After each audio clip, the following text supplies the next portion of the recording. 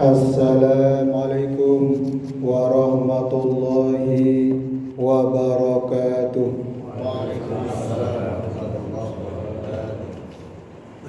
Alhamdulillah, alhamdulillahilladzi ja'ala syahrul Ramadan sayyida syuhur wa anzala fihi al-Qur'an hudan lin-nasi wa bayyinatin minal huda wal furqan. Asyhadu an la ilaha illallah wahdahu la syarika lah wa asyhadu anna Muhammadan abduhu wa rasuluh la nabiyya wa la rasula ba'dah. Amma ba'du, jamaah salat subuh rahimakumullah.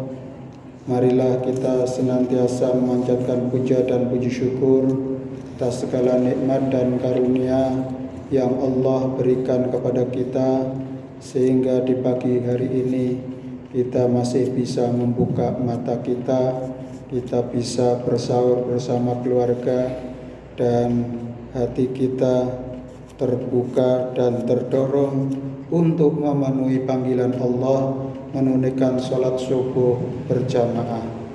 Semoga rangkaian apa yang kita lakukan menjadi keberkahan dan menjadi modal kita inda liqa rabbih, ketika kita berjumpa dan kembali kepada Allah Subhanahu wa taala. Amin ya rabbal alamin. Jamaah rahimakumullah, salat serta salam kita haturkan kepada junjungan kita Nabi Agung Muhammad sallallahu alaihi wasallam, yang kita istiqomah senantiasa meneladani dan melanjutkan misi kenabian hingga kita betul-betul merasakan halawatul iman, manisnya iman kepada Allah Subhanahu wa taala.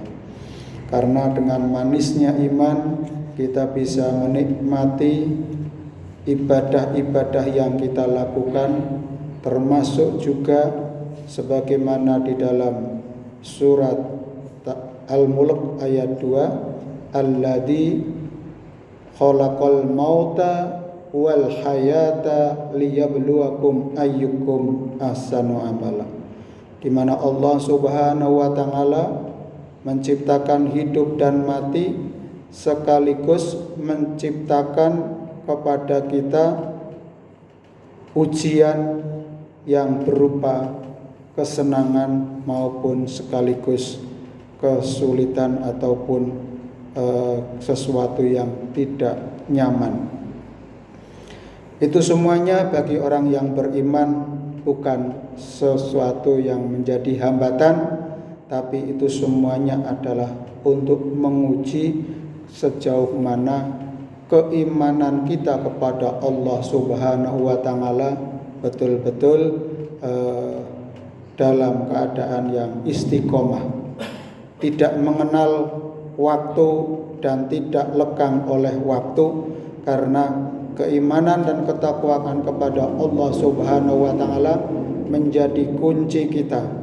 Apapun kondisinya, saat ini kita pada kondisi yang susah, yang sulit, maka bagi orang yang beriman itu menjadi trigger, menjadi tantangan untuk liyabluwakum ayyukum ahsanu amala, untuk menguji kita sekalian di antara kita yang terbaik amalnya. Tentu kalau ujian kita sikapi, kita hadapi dengan ikhtiar, dengan usaha. Yang diuji melekat pada badan kita, mungkin sebagian bagian tubuh kita sudah merasakan pegel-pegel, ngilu-ngilu, dan mungkin mumet-mumet. Nah, itu adalah ujian bagi kita.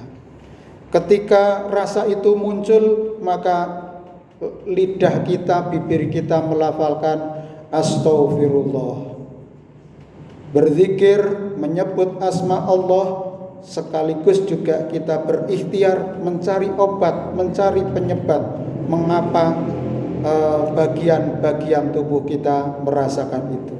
Karena memang sudah faktor U, ya, faktor usia, ya. Maka waktu-waktu yang terlewati bagi kita, semoga kita bisa memanfaatkannya dengan kebaikan. kebaikan. Yang kedua adalah bila ujian yang diberikan kepada kita adalah kenikmatan, kemudahan, kelancaran, keberkahan, mudahnya sandang, pangan, papan, dan semua yang kita dapatkan seakan-akan itu adalah merupakan apa yang kita inginkan, apa yang kita cita-citakan, apa yang kita harapkan. Itu begitu datang melimpah kepada kita, tidak ada kesulitan bahkan, maka itu pun juga sebagai satu ujian keimanan kepada kita. Apakah kita bisa bersyukur? Apakah kita bisa ayyukum ahsanu amala, kalian itu bisa berbuat baik, amalnya yang terbaik. Maka goal yang ingin kita capai dalam perjalanan hidup ini adalah hidup yang husnul khotimah, yaitu tujuan yang kita capai dalam kehidupan ini adalah akhir kehidupan yang husnul khotimah. Maka untuk itu kita berikhtiar, kita berusaha untuk menciptakan peluang-peluang husnul khotimah dengan amal-amal yang kita lakukan. Karena dalam satu riwayat disebutkan bahwa seseorang mengakhiri hayatnya sesuai dengan kebiasaan dirinya. Nah, maka kita berikhtiar kebiasaan-kebiasaan yang kita lakukan selalu dalam kebaikan, selalu dalam ridho Allah, sehingga ketika kita kembali kepada Allah dalam keadaan yang biqalbin salim, dalam hati yang suci, dalam hati yang bersih. Karena hakikatnya kebersihan hati, kebersihan pikiran kita, kebersihan dari dosa-dosa yang kita miliki itu adalah ikhtiar yang harus kita lakukan. Maka di dalam surat Sabihis tadi Al-A'la kita sebutkan wadakaros marobi fasolla, ya, kita membersihkan diri kita. Qad aflaha man tazakka wa dzakara isma rabbih fasalla. Jadi jiwa kita, diri kita itu kita bersihkan. Apa yang kita bersihkan adalah jejak-jejak kemaksiatan atau jejak-jejak dosa yang telah kita lakukan. Karena al-insan makhalul khata' wan nisyan. Manusia itu tempat salah dan lupa. Maka kita di bulan Ramadan ini kita mendapatkan pelatihan jiwa, rohani, mental kita, spiritual kita agar kuat, tidak mudah goyah, kokoh, sehingga tujuan dari siam Ramadan la'allakum tattaqun ini bisa kita capai.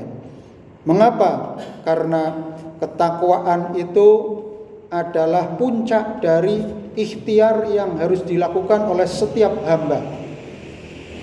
Jadi tidak ada orang yang termulia di dunia ini kecuali al-muttaqin, orang-orang yang bertakwa. Sehingga apapun yang kita lakukan, apapun pekerjaan kita, apapun profesi kita, goal kita, tujuan kita adalah muttaqin, menjadi orang yang bertakwa. Apalagi semua ibadah yang kita lakukan, baik itu ibadah yang mahdhah, yang tata cara ketentuannya sudah diatur sedemikian rupa, ittiba, mengikuti bagaimana Nabi Muhammad SAW meneladankan kepada kita, itu kita lakukan, maupun ibadah-ibadah sosial ghairu mahdhah yang tata caranya dan kaifiyahnya tidak ditentukan oleh Nabi, tetapi di situ diniatkan, kita sandarkan untuk menggapai ridho dari Allah Subhanahu wa taala.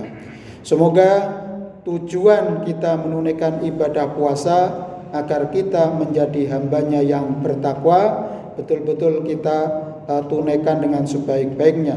Karena mangqama ramadhana imanan wa ihtisaban ghufira lahu ma taqaddama min dzambik. Barang siapa yang menunaikan ibadah puasa dan menunaikan solat malam ataupun tarawih ataupun zikir-zikir yang ditujukan untuk mendekatkan diri kepada Allah, ghufira lahu ma taqaddama min dzambik. Apabila dilakukan dengan imanan wahtisaban, dengan iman semata-mata mengharapkan ridho dari Allah Subhanahu wa taala, ghufira lahu ma taqaddama min dzambik. Allah akan mengampuni dosa-dosa yang telah lalu dan dosa-dosa yang akan datang.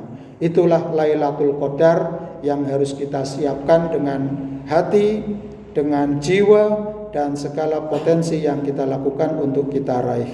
Makaten yang bisa kami sampaikan di subuh yang kelima ini, semoga kita senantiasa mendapatkan keberkahan dari puasa yang kita lakukan, sehingga Allah golongkan kita sebagai orang-orang yang bertakwa. Billahi taufiq wal hidayah. Wassalamualaikum warahmatullahi wabarakatuh.